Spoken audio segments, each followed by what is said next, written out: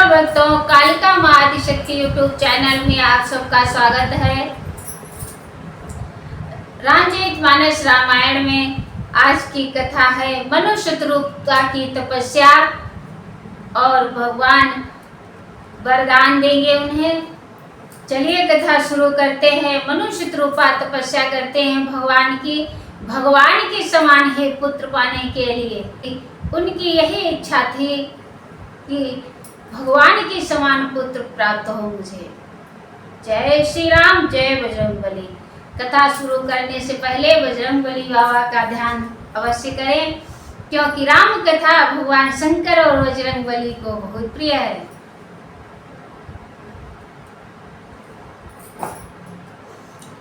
एक कल्प यही है तो प्रभु लेन मनुज अवतार, सुर रंजन सज्जन सुखद हरिभंजन मुख भार। देवताओं को प्रसन्न करने वाले, सज्जनों को दुख देने वाले और पृथ्वी का भार हरण करने वाले भगवान ने एक कल्प में इसी कारण मनुष्य का अवतार लिया था। यही विधि जन्म जन्म कर्म हरि के रे, सुंदर सुखद विचित्र घने रे। कल्प कल्प प्रति प्रभु अवतारा, चारु चरित नाना विधि करहि। तब तब कथा मुनीशन गाई, परम पुनीत प्रबंध बनाई। अनंत हरि कथा अनंता, कहाई सुनई वह विधि सब संता। रामचंद्र के चरित्र सुहाए, कल्प कोटि लगी जाहिन गाए। शिव जी कहते हैं कि हे पार्वती, मैंने यह बतलाने के लिए इस प्रसंग को कहा कि ज्ञानी मुनि भी भगवान की माया से मोहित हो जाते हैं। प्रभु कौतुकी लीला में है और शरणागत का हित करने वाले हैं। वे सेवा करने में बहुत सुलभ और सब दुखों के हरने वाले हैं। सुर नर मुनि को नाही जय, न मोह माया प्रबल। अस विचारी मन माए, भजिय महामायापति। देवता मनुष्य और मुनियों में ऐसा कोई नहीं जिसे भगवान की महान बलवती माया मोहित न कर दे। मन में ऐसा विचार कर उस महामाया के स्वामी प्रेरक श्री भगवान का भजन करना चाहिए। अपर हे तो सुन शैल कुमारी, कहा विचित्र कथा विस्तारी। जय कारण अज अगुण अनुपा, ब्रह्म भयो कौशलपुर भूपा। जो प्रभु विपिन फिरत तुम देखा, बंधु समेत धरे मुनि भेषा। जासु चरित अवलोकी भवानी, सती शरीर रहियो वीरानी। हे गिरिराज कुमारी, अब भगवान के अवतार का वह दूसरा कारण सुनो। मैं उसकी विभिन्न कथा विस्तार करके कहता हूँ, जिस कारण से जन्म रहित निर्गुण और स्वरूप रहित अव्यक्त सच्चिदानंद ब्रह्म अयोध्यापुरी के राजा हुए।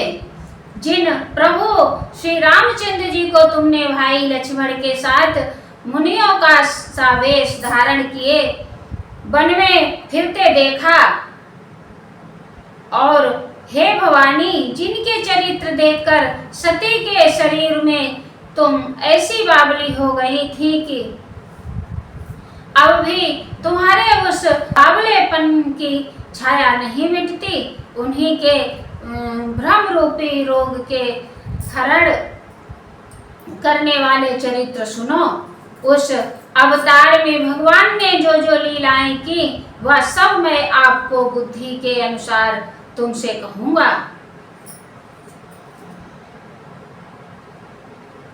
सो मैं तुम सन कहो सब सुन मुनि समन लाए। राम कथा कलिमल हरने, मंगल करन सुहाए। हे मुनि सर्वराज, मैं वह सब तुमसे कहता हूँ, मन लगाकर सुनो। श्री रामचंद्र जी की कथा कलयुग के पापों को हरने वाली, कल्याण करने वाली और बड़ी सुंदर है।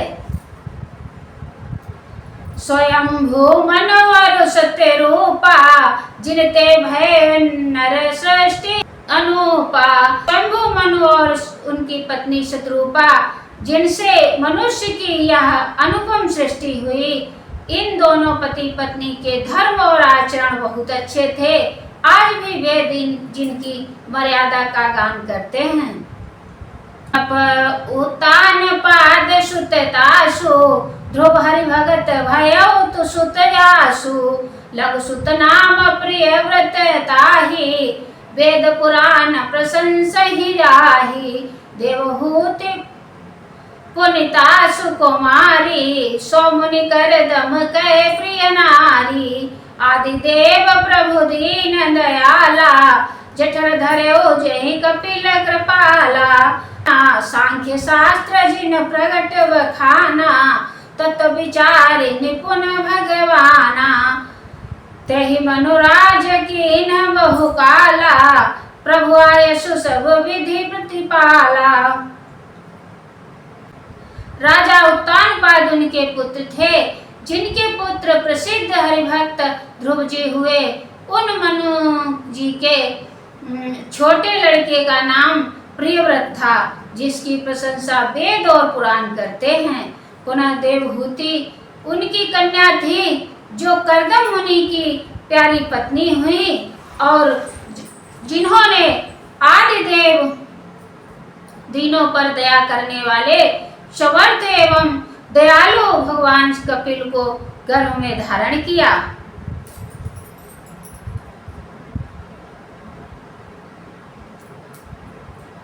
तत्वों का विचार करने में अत्यंत निपुण जिन कपिल भगवान के सांख्य शास्त्र का प्रकट रूप में वर्णन किया, उन स्वयंभू मनु जी ने बहुत समय तक राज्य किया और सब प्रकार से भगवान की आज्ञा रूप शास्त्रों की मर्यादा का पालन किया। हो ये न विषय विराग, भवन बसत भा चौथपन। हृदय बहुत दुख लागे, जन्म गयो हरि भगत बिन। बरबस राज सुतहि तब दीन्हा, नारी समेत गवन वन कीन्हा। तीर्थ बरनय मिश विख्याता, अति पुनीत साधक सिद्धिदाता।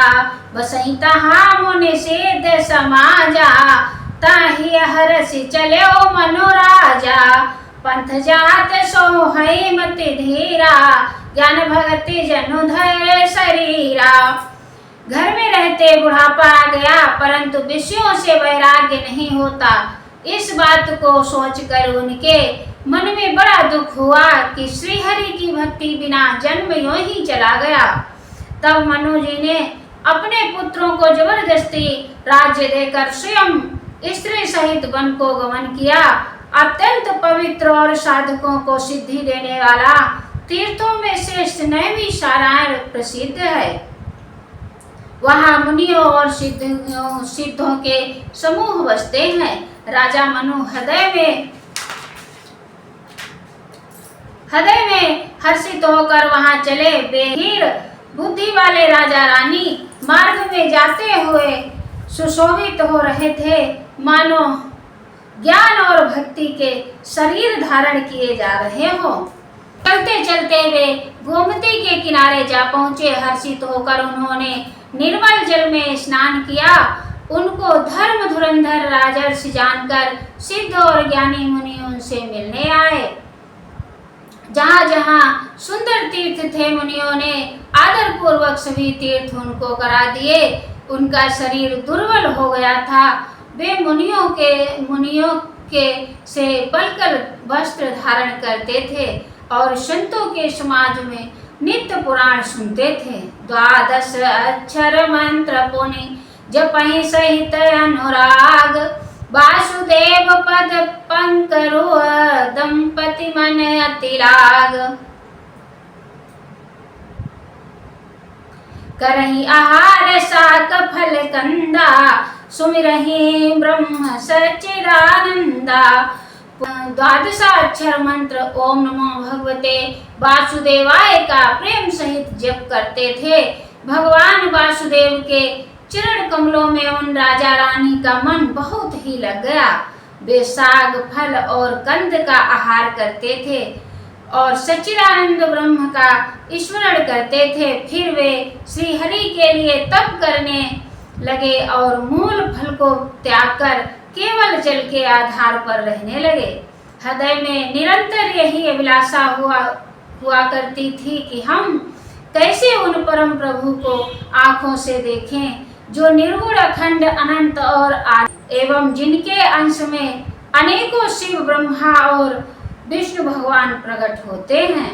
ऐसे महान प्रभु भी सेवक के बस में और भक्तों के लिए दिव्य लीला विग्रह धारण करते हैं। यदि वेदों में यह वचन सत्य कहा है तो हमारी अभिलाषा भी अवश्य पूरी होगी। यही विधि बीते वर्ष 60 सहस्र बारी आहार, सम्मत 7 सहस्त्र पुनि रहे समीर आहार।